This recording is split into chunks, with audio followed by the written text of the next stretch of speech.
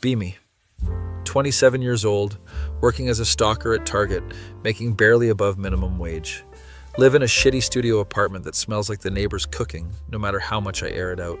My life is pretty unremarkable. Wake up, stock shelves, go home, play League of Legends until 3 a.m., repeat. No girlfriend, haven't had one in like 4 years. Gave up on dating apps after getting ghosted for the 100th time. My social life consists of Discord calls with people I've never met in person and occasional trips to the gas station for energy drinks. One Saturday, I'm at work restocking the cereal aisle when this girl approaches me. She's average height, brown hair, wearing jeans and a graphic tee with some band I don't recognize. Oh my God, I can't believe it's you. She's smiling huge like we're old friends. I look around to see if she's talking to someone behind me. Nope, definitely talking to me. Hey, sorry, do I know you? Her smile falters a bit. Very funny, it's me, Jessica. I'm scanning my brain trying to place this person. Jessica, do I know any Jessicas? I'm really sorry, but I don't think we've met before. She laughs like I'm joking. We dated in 2019 for like 3 months. We met at that party at Mike's place? I have no idea who Mike is. I definitely don't remember dating anyone in 2019. In 2019, I was working at a warehouse and spending all my time grinding Overwatch. I think you have me confused with someone else. I didn't date anyone in 2019. Her expression changes. She looks almost offended. Yes, you did. We went to that Italian restaurant downtown. You spilled wine on your shirt. We laughed about it. This is getting weird. Look, I really don't remember any of this. Are you sure you have the right person? Your name is Derek, right? You worked at a warehouse back then? Okay, so she knows my name and where I used to work. That's concerning. Yeah, that's me, but I seriously don't remember dating you or going to any Italian restaurant. She pulls out her phone. I have pictures. Look. She shows me her phone and there's a photo of her with some guy who I guess kind of looks like me if you squint. Same build, similar haircut, but definitely not me. That's not me. What do you mean that's not you? I took this picture. The guy in the photo has a tattoo on his forearm. I don't have any tattoos. I don't have a tattoo, see? I show her my arm. She stares at it confused. You must have gotten it removed. People do that when relationships end badly. What kind of logic is that? I never had a tattoo to begin with. I think you're mixing me up with someone else who happens to look similar. She's shaking her head. No, I remember you. You told me about your dad's car accident, about how you wanted to go back to school for computer science. My dad never had a car accident, and I've never wanted to study computer science. None of that is true about me. You definitely have me confused with another Derek. Customer walks by looking for granola bars and I have to help them. When I come back, Jessica is still standing there looking distressed. I don't understand. How can you not remember me? We were together for 3 months. Because it wasn't me. Look, I need to get back to work, but I think you should check that guy's Facebook or something and confirm it's actually me. She looks hurt. I can't believe you're pretending you don't know me. Did I do something wrong? Is that why you're acting like this? This is spiraling. My manager Tim walks by and gives me a look like, why am I chatting instead of working? I'm really sorry, but I have to go. Good luck finding the actual guy you dated. I walk away quickly and hide in the back stockroom for a bit. Spend the rest of my shift paranoid. She's gonna pop up again. She doesn't. Drive home thinking that was the weirdest interaction I've had in months. Tell my Discord friends about it that night while we're playing. Dude, she's probably just crazy. Or she's running some kind of scam. Maybe you have a doppelganger out there living your best life. We laugh about it, and I forget about the whole thing. 2 days later, I'm on my lunch break scrolling through Instagram in the break room. I get a DM request from someone named Jessica Martinez. It's her. She found my Instagram somehow. I open the message against my better judgment. Hey, I'm sorry if I came on too strong at the store. I was just shocked to see you. I've been thinking about you a lot since we broke up, and seeing you brought back all these feelings. Can we talk? This woman is insane. I type back. You have the wrong person. We never dated. Please stop contacting me. I block her immediately. Think that's the end of it. Next day I come into work and Tim pulls me aside. Hey man, some girl called asking about you. Said she was an old friend trying to reconnect. I told her I can't give out employee information. She called my workplace. Thanks, Tim. She's not a friend. She thinks I'm someone I'm not. It's a whole thing. Tim looks concerned. You need me to ban her from the store or something? Hopefully it won't come to that, but I'll let you know. I'm genuinely getting freaked out now. This girl is borderline stalking me over a relationship that never happened. Week goes by without incident. I start to relax, figure she finally realized her mistake or gave up. I'm wrong. I'm walking to my car after closing shift around 10 p.m. Parking lot is mostly empty, just a few employee cars left. I see someone sitting on the hood of my car. It's Jessica. My heart starts racing. "Hey, I've been waiting for you. We need to talk." I stop walking, keep my distance. "You need to leave. This is harassment." "Harassment? I'm trying to understand why my boyfriend is pretending he doesn't know me." "I was never your boyfriend. You dated someone else." She slides off my car and walks toward me. I back up. "I showed your photo to my friends. They all confirmed it's you. Same face, same voice, everything. Based on what? Memories from 4 years ago? People can look similar." She's getting emotional now. "We had something special. You told me you loved me. How can you just forget that?" I'm looking around to see if anyone else is in the parking lot. There's a security guard by the entrance. I start walking toward them. Jessica follows. "Where are you going? I'm not finished talking." I reach the security guard, an older guy named Bill. "Hey Bill, this woman is harassing me. Can you help me out?" Bill looks at Jessica. "Ma'am, I'm going to have to ask you to leave the property." "I'm not harassing anyone. I'm trying to talk to my ex-boyfriend. I'm not her ex-boyfriend. She has me confused with someone else and won't leave me alone." Bill radios for backup. Jessica starts crying. "I can't believe you're doing this to me. After everything we shared." Another security guard shows up and they escort her off the property. She's yelling the whole time about how I'm gaslighting her and pretending our relationship didn't exist. Bill tells me to file a report with the police if she contacts me again. I go home shaking. Can't sleep that night. Keep checking my windows to make sure she's not outside. Next morning, I call the non-emergency police line and explain the situation. Officer on the phone sounds bored. "Has she threatened you physically?" "No, but she waited for me in the parking lot at night. That's threatening." "Unfortunately, unless she makes an actual threat or tries to harm you, there's not much we can do. Keep records of all contact and call us if it escalates." "Great. So I just have to wait until she does something worse." I check all my social media and make sure everything is private. She's already blocked on Instagram, but I block her on Facebook and Twitter too, even though I barely use them. A few days pass without incident. I'm starting to sleep better. Then I get home from work and there's a letter taped to my apartment door. My stomach drops. I rip it off and go inside, lock the door behind me. Open the letter with shaking hands. It's written in neat handwriting on the lined paper. "Derek, I don't understand why you're doing this to me. We had something real, and you can't just pretend it didn't happen. I have proof. I have our texts, our photos, our memories. You told me you wanted to marry me someday. You can't just erase me from your life like this. I know you're scared of commitment, but running away isn't the answer. Please just talk to me. We can work through whatever this is. I still love you, Jessica." I read it 3 times trying to process the insanity. This woman is living in a complete delusion. I take photos of the letter for evidence. Call the police again. Different officer this time. "She left a letter at my door. She knows where I live now." "Is the letter threatening?" "It's unhinged. She thinks we dated and wants to get back together." "But is it threatening? Does she say she'll harm you or herself?" "No, but come on. This is stalking behavior."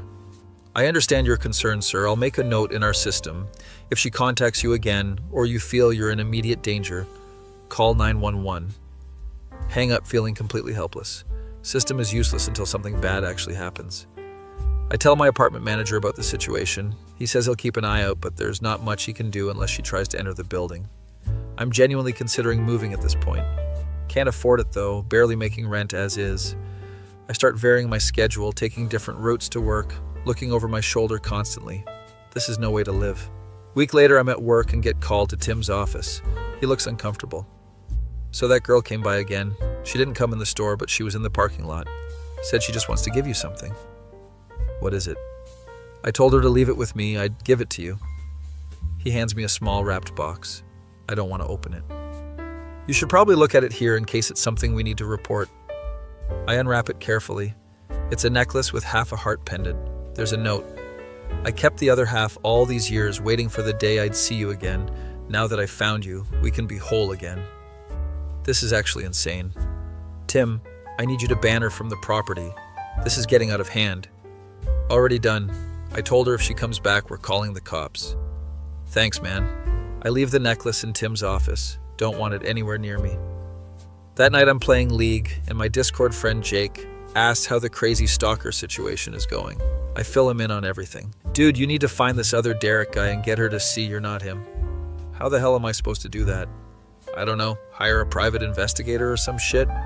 With what money? I make $12 an hour. We brainstorm ideas, but nothing seems realistic. Another friend suggests I just move to a different city entirely. Very helpful. Few more days go by. I'm in a constant state of anxiety. Jump at every noise. Check over my shoulder constantly. Can't focus on anything. My work performance is slipping. Almost dropped a whole pallet of canned goods because I was distracted. Tim notices. You doing okay, man? You seem really stressed. I explain that the stalker situation is affecting my mental health. You should take a few days off. Get your head straight. I'll approve the time. I take him up on it, even though I can't afford to miss the pay. Spend 3 days basically barricaded in my apartment playing video games and eating ramen. On the third day, I get a Facebook message request. It's from an account with no profile picture named Truth Seeker. I almost don't open it, but curiosity gets the better of me. You need to stop lying to Jessica. She deserves better than this. What you're doing is cruel and gaslighting. I know it's you, Derek. Stop playing games. Who the hell is this? I checked the account. It was created 2 days ago, has no friends, no posts. She made a fake account to message me after I blocked her. I report the account and block it. Immediately get another message request from Jessica's friend. Block without opening. Then another from Concerned Observer. She's making multiple fake accounts. I set my Facebook to only receive messages from friends. Check my Instagram.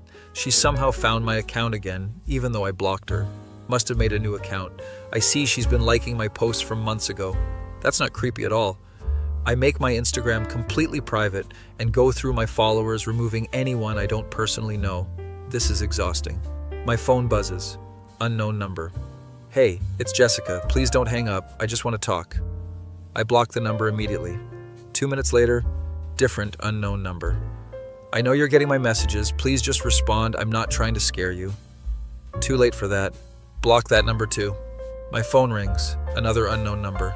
I don't answer. It rings again and again. She's calling from different numbers. I silence my phone and throw it across the room. Sit on my couch with my head in my hands, trying not to have a panic attack. This woman has completely upended my life over a relationship that never existed. I start Googling how to get a restraining order. Turns out I need evidence of repeated harassment and credible threats. I have the harassment part, but apparently letters about love and necklaces don't count as threats. I save all the texts, take screenshots of the Facebook messages, keep the note she left on my door, building a case, I guess. Next day I go back to work. Tim pulls me aside immediately. She was here again yesterday, stood outside the entrance for 2 hours, didn't come in, but kept watching the door. I called the cops. They told her to leave. Did she? Yeah, but she came back an hour later. We called the cops again. They warned her she'd be arrested for trespassing if she came back. Thanks for having my back, Tim. No problem, man. This is serious stalker shit. Be careful. I work my shift in a constant state of paranoia. Every time someone comes down the aisle, I tense up. Get home and check my apartment door before entering. No notes. I deadbolt the door and push my couch against it for extra security. This is insane. I'm living like I'm in witness protection. That night I'm trying to sleep when I hear something outside my window. My apartment is on the 2nd floor. I peek through the blinds and see someone standing in the parking lot looking up at my building. It's her. She's just standing there, staring. I grab my phone and call 911. There's someone outside my apartment. She's been stalking me for weeks. Operator asks for my address and says they're sending someone. I watch from the window. Jessica doesn't move, just keeps staring up. About 10 minutes later, a police cruiser pulls into the parking lot. She sees them and starts walking away quickly. Officers get out and stop her. I can't hear what they're saying, but it looks like they're talking to her for a while. Eventually, they let her go, and she walks off into the night. One of the officers comes up to my apartment. I let him in. Sir, we talked to the woman. She claims you two were in a relationship and she's trying to get closure. We were never in a relationship. She has me confused with someone else. She seems to genuinely believe you dated. I know she believes it, but it's not true. I've never seen this woman before a few weeks ago. Officer takes down my statement. I'd recommend filing for a restraining order. You have enough documentation of harassment at this point. How do I do that? He explains the process, sounds complicated and expensive. In the meantime, vary your routine, keep your doors locked, don't engage with her at all. No shit. Officer leaves and I'm alone again. I don't sleep at all that night. Just sit on my couch with a knife from the kitchen on the coffee table in case she tries to break in. Morning comes and I look like hell. Calling sick to work, can't deal with going outside. Spend the day researching restraining orders and filling out forms online. Turns out I need to go to the courthouse and file in person. I'll do it tomorrow. Around noon, I hear a knock at my door.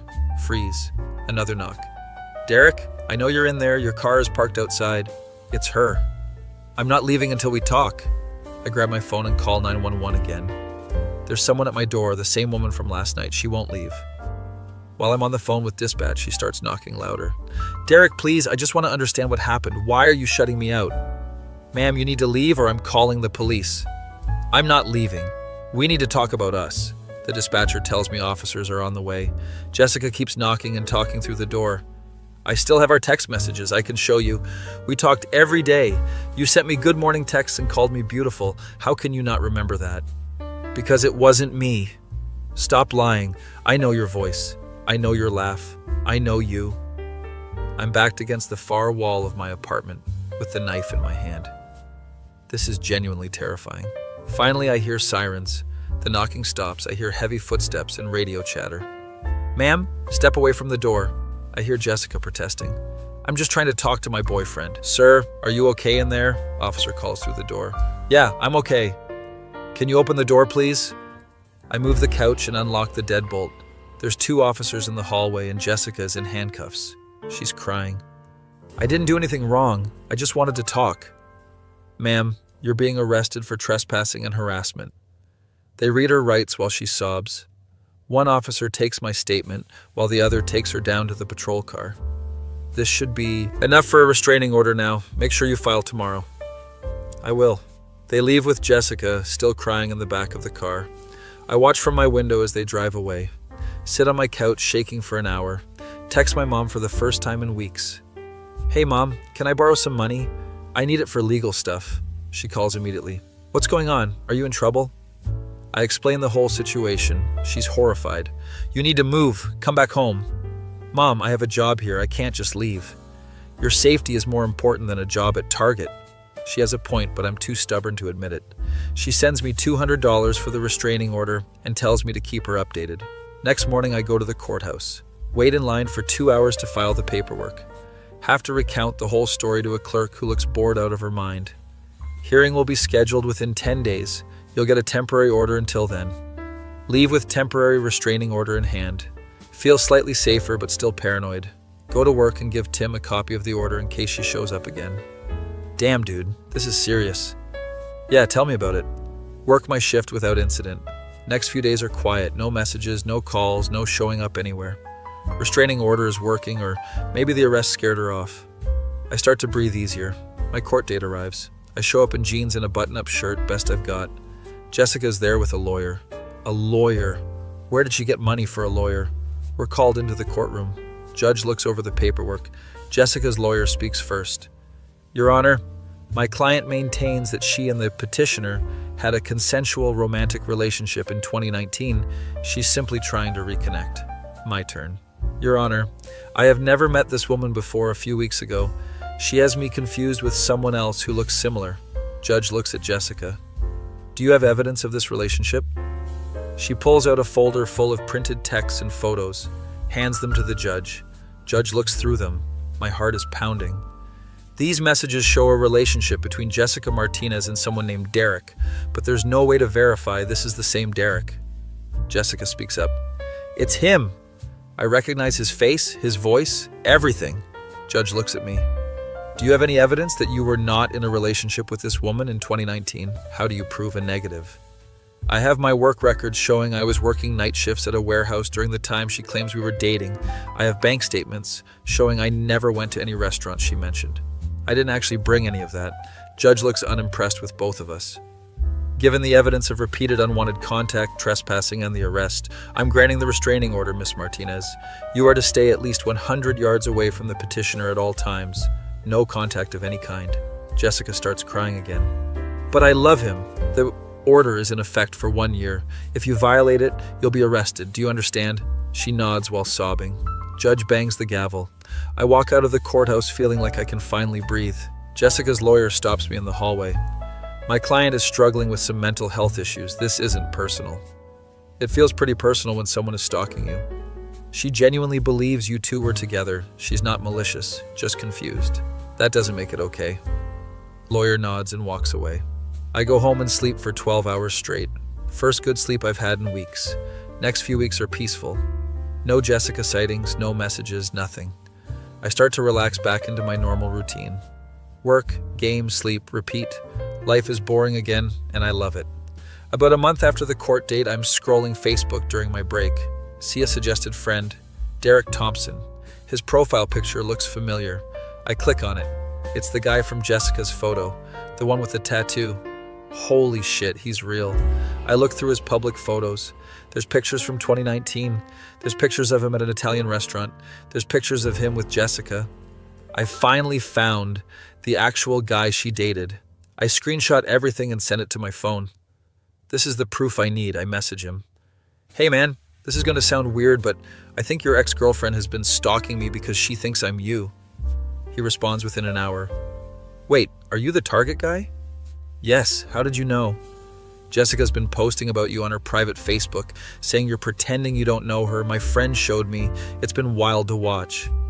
Dude, she got a restraining order filed against her because she wouldn't leave me alone. Yeah, that sounds like Jessica. She didn't take our breakup well. Understatement of the century. What happened between you two? We dated for a few months in 2019. It was casual, but she got really intense really fast. Wanted to get married and have kids. I broke it off. She showed up at my place drunk a few times. I had to move and block her on everything. So she's done this before.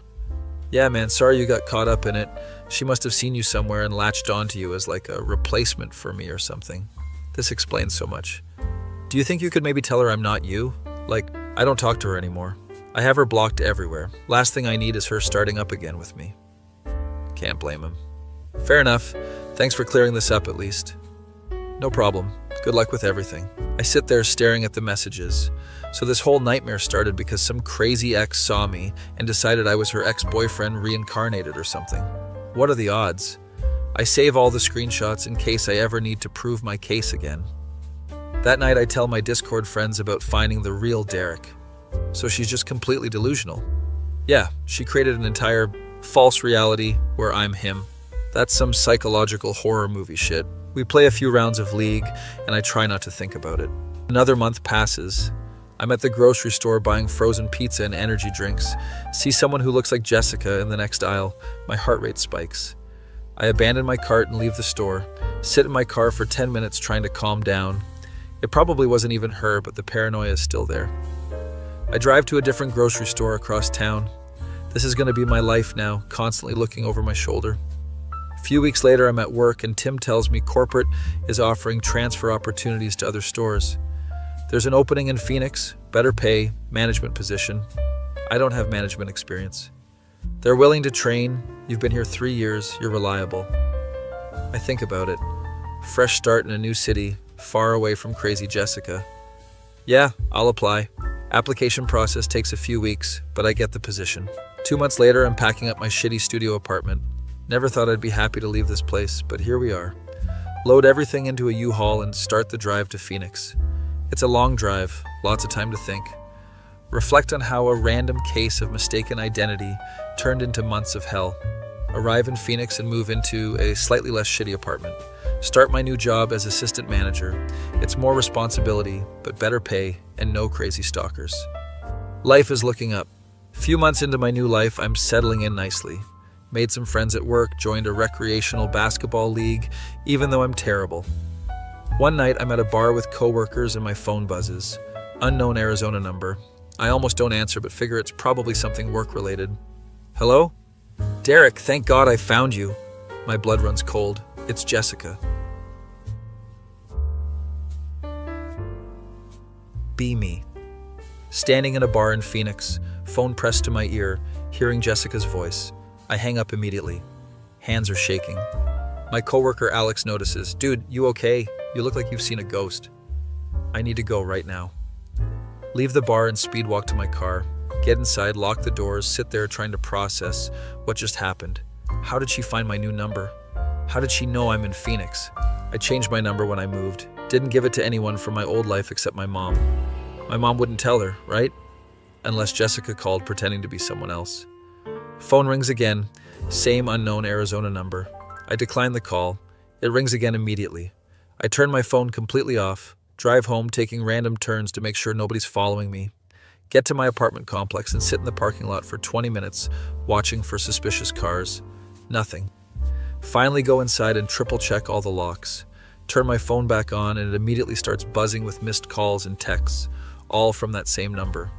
I read the texts even though I know I shouldn't. Please answer, I just want to talk. I know you moved to get away from me, but we need closure. I've been working on myself, seeing a therapist. I understand things better now. Can we please just meet for coffee? I promise I'll leave you alone after. Block the number and file a police report online about the restraining order violation. Phoenix Police Department website says someone will contact me within 48 hours. I don't sleep that night. Just lie in bed staring at the ceiling. Next morning I call my mom. Did anyone call you asking about me? No, honey. Why? Is that girl bothering you again? She found my number somehow, called me last night. My mom is horrified. You need to call the police. I filed a report, they'll contact me. Maybe you should come home for a while, stay with me and your dad. Mom, I just started this job, I can't leave. We talk for a bit longer and she makes me promise to be careful. Get ready for work in a daze. My boss Rachel notices I'm distracted during the morning meeting, pulls me aside after. Everything all right? You seem off. I give her a brief version of the situation. Holy shit, that's terrifying. Do you need time off? No, I'd rather stay busy, honestly. Okay, but if you need anything, let me know, and if she shows up here, we'll handle it. Spend the day organizing inventory and trying not to think about Jessica. Get home and there's a package outside my door. No return address. My stomach drops. I take it inside and open it carefully like it might explode. It's a scrapbook, full of photos of the other Derek and Jessica, but she's photoshopped my face onto his body in every single picture. It's disturbing as hell. There's captions written underneath each photo. Our first date at Romano's. The night you told me you loved me. Celebrating my birthday at the beach. Flip through the whole thing feeling sick. At the end, there's a handwritten note. I made this so you can remember all our beautiful moments together. I know you're confused right now, but these memories are real. We can make new ones. I forgive you for running away. Love always, Jessica. I take photos of every page as evidence. Call the police non-emergency line. Explain about the restraining order from my previous state and the package. We'll send an officer over to take a statement. Cop shows up 2 hours later, looks at the scrapbook. This is pretty concerning. You said there's a restraining order from another state? Yes, from the courthouse back home. It's supposed to be valid nationwide. We'll need to verify that. In the meantime, I'd recommend getting security cameras for your door. He takes the scrapbook as evidence and gives me a case number. We'll try to locate her and inform her of the existing order.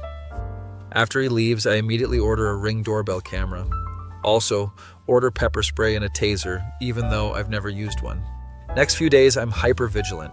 Jump at every sound, check my doorbell camera obsessively, get another call from a different unknown number.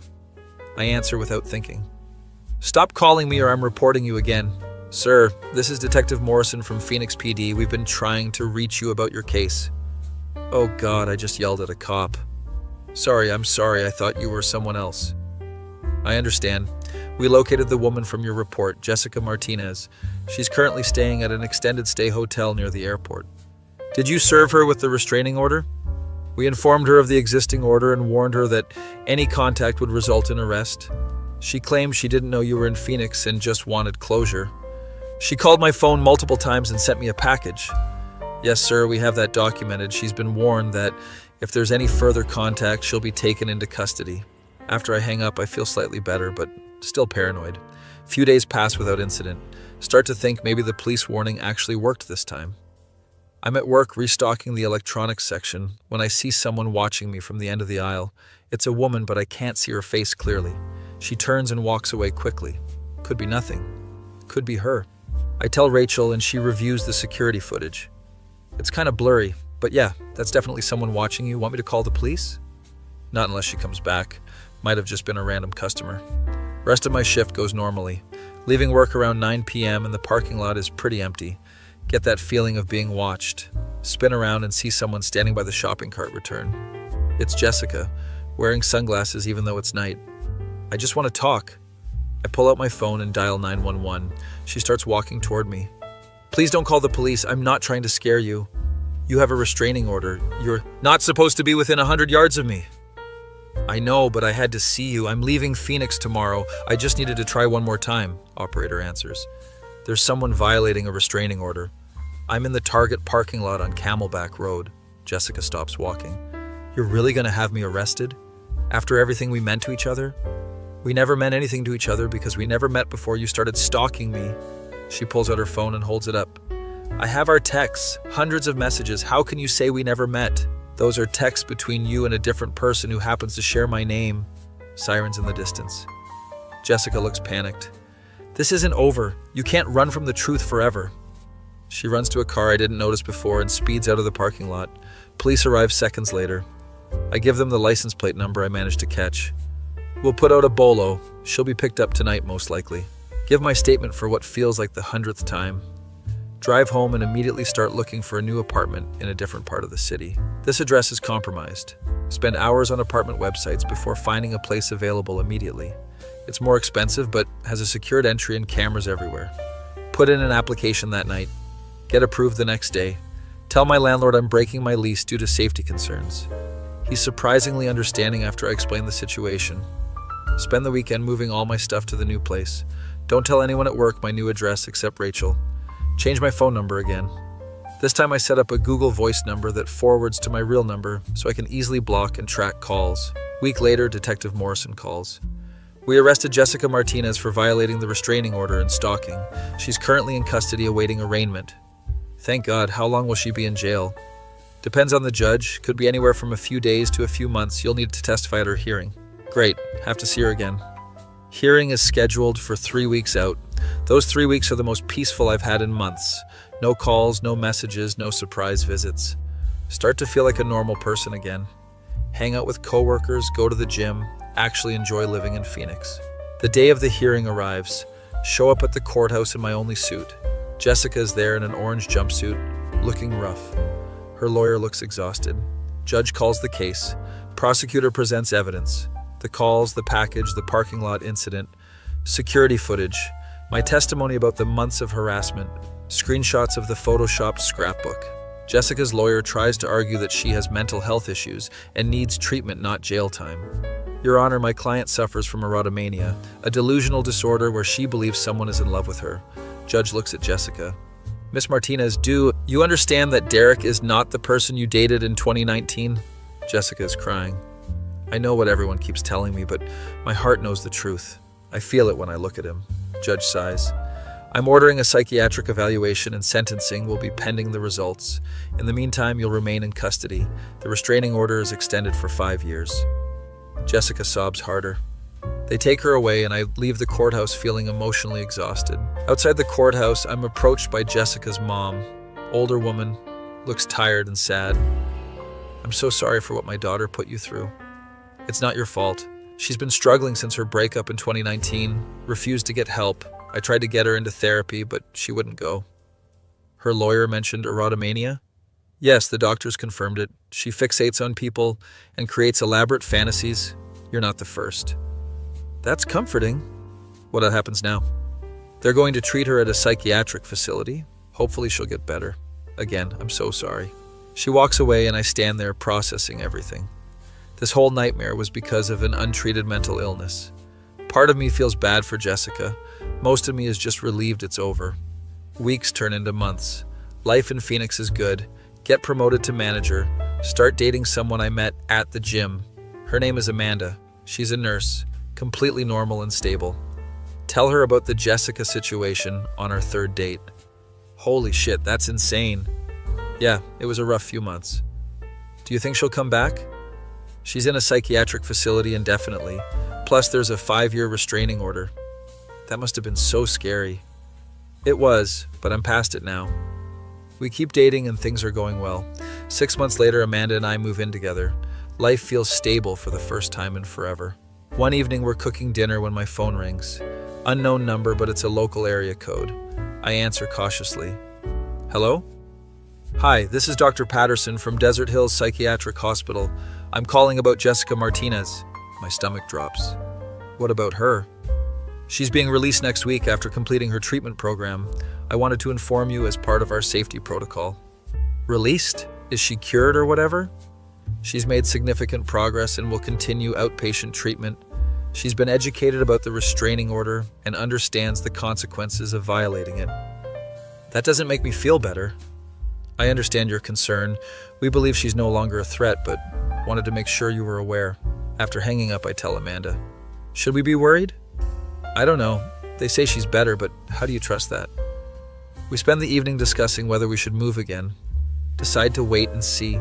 Install extra security measures just in case. Week passes, then 2 weeks. No contact from Jessica. Start to relax a bit. A month later, I'm at work when Rachel tells me someone called asking for me. Woman named Jennifer said she was from a survey company, wanted to ask you some questions. What kind of questions? Customer satisfaction stuff. Seemed legit, but I told her we don't give out employee information. My paranoia kicks in. Can you describe her voice? I don't know. Normal? Kind of young sounding? Could be nothing. Could be Jessica using a fake name. I call the psychiatric hospital and ask if Jessica has been compliant with her outpatient treatment. I can't disclose patient information, but I can confirm she hasn't missed any appointments. That night, I'm lying in bed, unable to sleep. Amanda is passed out next to me. I check my doorbell camera on my phone. Nothing unusual. Check the parking lot camera. Everything looks normal. I'm probably being paranoid. Probably. Next morning, I'm getting ready for work when Amanda asks if we can talk. This thing with Jessica, it's really affecting you. You barely sleep. You're constantly checking cameras. I know. I'm working on it. Maybe you should talk to someone, like a therapist. She's right. Yeah, okay, I'll look into it. Make an appointment with a therapist for the following week. Turns out I have pretty severe PTSD from the whole experience. Therapist gives me coping strategies and we start working through it. Helps more than I expected. Few months pass and I'm doing better. Amanda and I get engaged. Life is actually good. Planning our wedding for the following summer. One day I'm at the grocery store buying ingredients for dinner. Turn the corner into the pasta aisle and freeze. Jessica is standing there looking at sauce jars. She looks different. Shorter hair, gained some weight, but it's definitely her. My first instinct is to run, but then I remember the restraining order. She's violating it just by being in the same store as me. I pull out my phone to call the police. Jessica looks up and sees me. Her expression is strange, kind of blank. We make eye contact for a long moment. Then she just goes back to looking at sauce like I'm not even there. No recognition, no emotion, nothing. I'm confused as hell, but call the police anyway. Officer arrives and I explain the situation. He approaches Jessica and talks to her. She looks genuinely confused. Officer comes back to me. Sir, that woman says her name is Jennifer Palmer. She doesn't know anyone named Jessica Martinez. What? Let me see her up close. Officer allows me to approach with him. I look at her carefully. Holy shit, it's not Jessica. It's someone who looks extremely similar, but definitely not her. Different eyes, different nose, just similar overall appearance. I'm so sorry, I thought you were someone else. Jennifer looks annoyed. You called the cops on me for shopping? I'm really sorry, I have a stalker who looks like you. I panicked. She softens a bit. That sounds awful, but maybe double check next time before involving the police? Absolutely. Again, I'm so sorry. Officer escorts me out and suggests maybe I need to work on my anxiety. No shit. Tell my therapist about the incident at our next session. You're experiencing hypervigilance. It's common with PTSD. We need to work on grounding techniques. We spend the next few months working on it and gradually I get better. Wedding day arrives and it's perfect. Amanda looks beautiful. My family is there, friends from work. No sign of Jessica anywhere. Honeymoon in Hawaii is amazing. 2 weeks of not worrying about anything. Come back to Phoenix and settle into married life. Get another promotion at work, now I'm a store manager. Bought a house with Amanda. Life is genuinely good. 2 years after the Jessica incident, I'm at a work conference in Las Vegas. Staying at the Bellagio, fancy dinner with other managers. I'm in the casino taking a shortcut to the restaurant when I see her. Jessica is working as a cocktail waitress. She's wearing the uniform, carrying a tray of drinks. Our eyes meet. My heart starts pounding. She walks over. Can I get you something to drink? Her voice is professional. No recognition at all. You don't remember me? She looks confused. Should I? Are you a regular? I'm Derek. You? We had a whole thing? She stares at me for a moment. Then something shifts in her expression. Oh God, yes, I remember. I'm so sorry about all of that. I was really sick. We stand there in awkward silence. I did 2 years of intensive treatment. I'm on medication now. I'm better. That's good. I'm glad you're doing better. I know I can't undo what I did, but I genuinely apologize. I put you through hell. Yeah, you did. Another long pause. For what it's worth, I know now that you weren't him. My therapist helped me understand how the delusion worked. Okay. I moved here to start over, away from all my triggers. Been working here for 8 months, doing really well. I'm happy for you. It sounds hollow, but I mean it. I should go. I have tables waiting. Again, I'm really sorry. She walks away and I stand there processing. The person who turned my life upside down is now just a waitress in Vegas, who seems genuinely remorseful. I go to dinner and tell my colleagues I need a minute. Step outside and call Amanda. I just ran into Jessica. What? Are you okay? Yeah, she's different, medicated, apologetic. It was weird, but not scary. Do you want to come home? No, I'm okay. Just needed to hear your voice. We talk for a bit and I feel better. Go back inside and enjoy the rest of the conference. Flying home a few days later, I think about the whole experience. How a case of mistaken identity spiraled into months of terror. How mental illness can make someone do crazy things. How I'm on the other side of it now, married, successful, happy. Jessica's getting treatment and seems to be doing better. It's as close to a happy ending as a situation like that can get. Land in Phoenix and Amanda picks me up from the airport. How was the rest of the conference? Good? Productive? Glad to be home.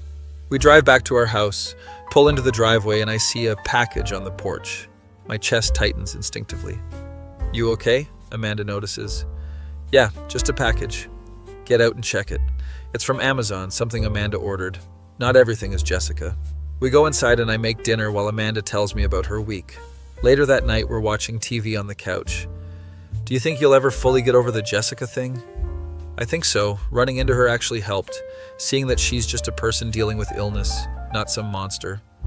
That's very mature of you. Took a lot of therapy to get here. We laugh and keep watching our show. A few months later, I'm promoted to regional manager. Means more travel, but better pay. Amanda gets offered a position at a better hospital. We're both doing well. One evening, I'm going through old boxes in the garage. Find the folder with all the documentation from the Jessica case. Police reports, restraining order paperwork, photos of evidence. Amanda finds me looking at it. You should throw that away. I keep thinking I might need it someday.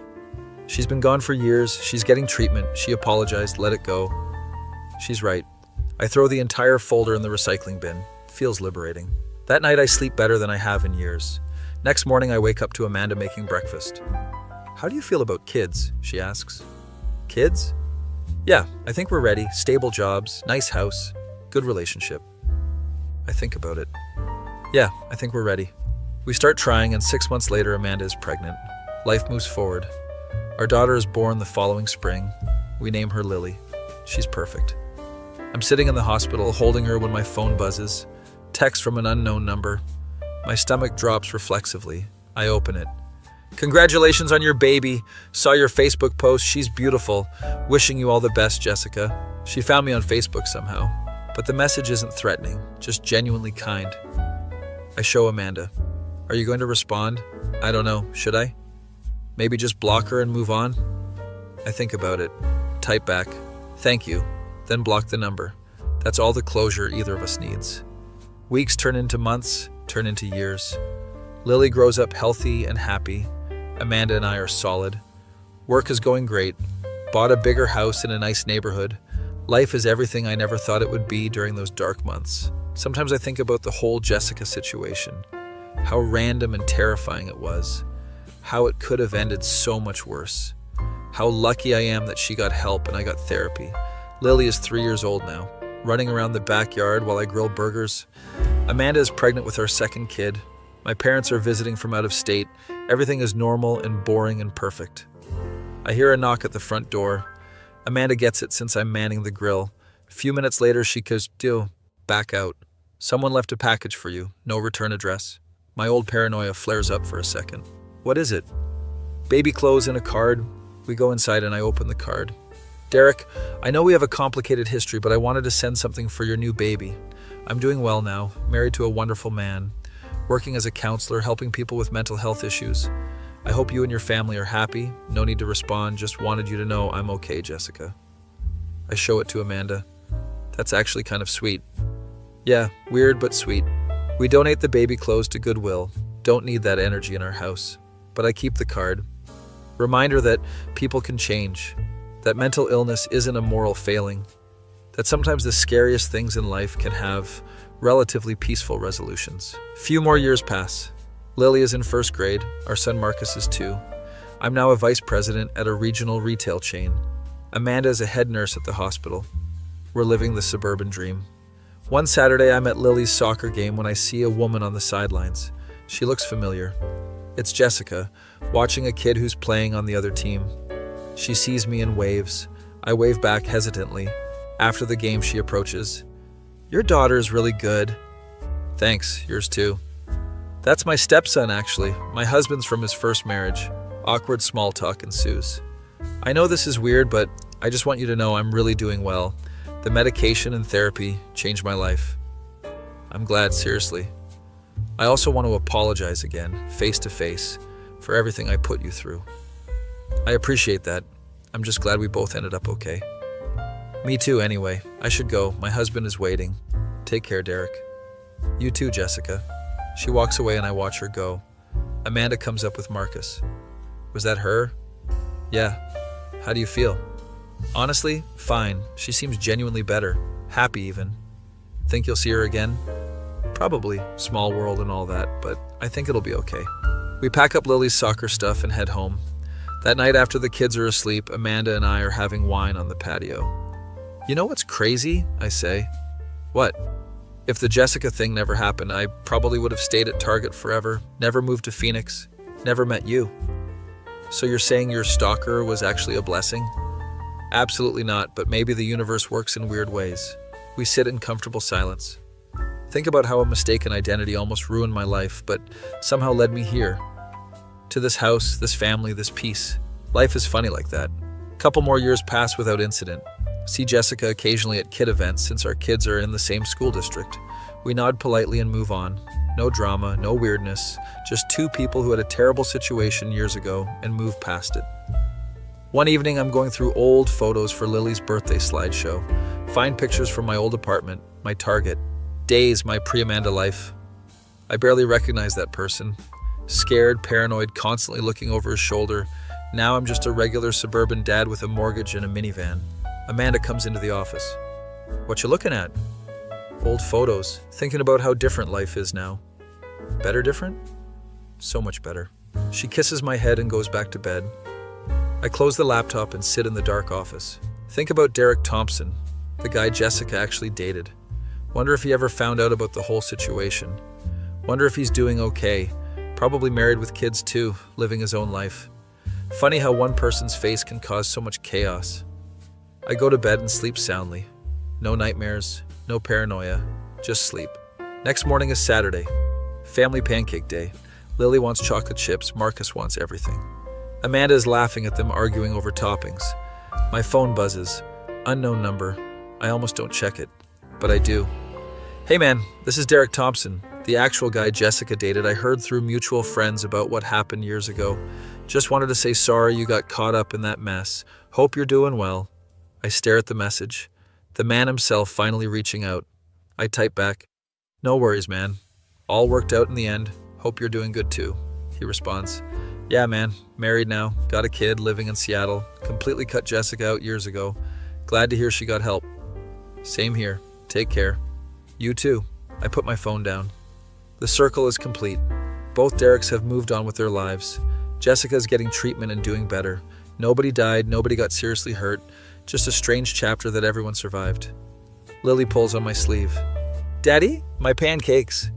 Coming, sweetheart. I make her pancakes with extra chocolate chips. Life goes on. Normal, boring, beautiful life. Years later, I'm telling the story to my kids when they're teenagers. They think it's insane. So some random woman just decided you were her ex-boyfriend? Yep, that's exactly what happened. That's like a horror movie, Dad. It felt like one at the time. They find it hilarious now that enough time has passed. I find it kind of funny, too. The absurdity of it all. How a simple case of mistaken identity became months of terror, became years of therapy, became just a weird story I tell at dinner parties. Amanda always adds her perspective. I almost didn't date your father because of the baggage. But you did. But I did, and look at us now. We're old now. Kids are grown and moved out. Grandkids visiting on weekends. Retirement is treating us well. Sometimes I see Jessica around town. She's old too. Gray hair, grandkids of her own. We exchange pleasantries. How are the grandkids? Exhausting but wonderful. Yours? Same. We laugh and go our separate ways. Time heals everything, apparently. Even the weirdest, most traumatic situations eventually just become stories. I'm sitting on my porch one evening watching the sunset. Amanda brings out 2 beers. Thinking about old times? Yeah, the Jessica stuff. That was 20 years ago. I know, just popped into my head. Do you ever regret how it all went down? No, led me to you, to our kids, to this life. Even the traumatic parts? Even those made me who I am. We drink our beers in silence. Somewhere across town, Jessica is probably sitting with her family too. Both of us lived through something bizarre and came out the other side. Both of us built good lives despite the chaos. The universe is weird like that. Throws random shit at you, and you either survive or you don't. We survived. My face when a case of mistaken identity turned into a multi-year stalking nightmare that somehow led to the best life I could have imagined. That feeling when you're old and gray looking back at the craziest chapter of your life and realizing it all worked out exactly as it was supposed to.